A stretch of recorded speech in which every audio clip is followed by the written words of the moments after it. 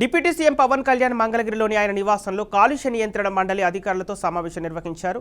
ఈ సందర్భంగా అధికారులకు కీలక ఆదేశాలు జారీ చేశారు. కాలుష్య నియంత్రణ మండలిని ప్రజలకు చేరువ చేయాలని పవన్ కళ్యాణ్ అధికారులను ఆదేశించారు. అందుకు అనుగుణంగా ప్రణాళికలు రూపొందించాలని సూచించారు.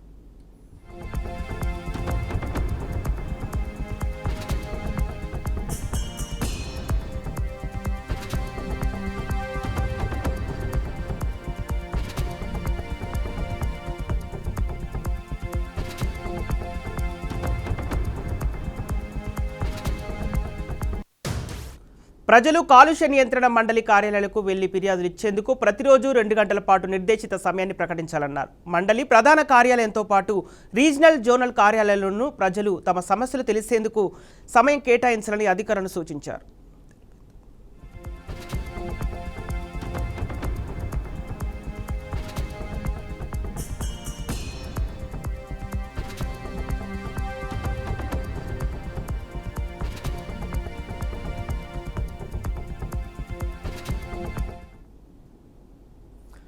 మండలి వెబ్సైట్లో రాష్ట్రంలో వాయు, జల, శబ్ద కాలుష్యాల వివరాలను ప్రజలకు అవగాహన కలిగించే విధంగా పొందుపరచాలని చెప్పారు.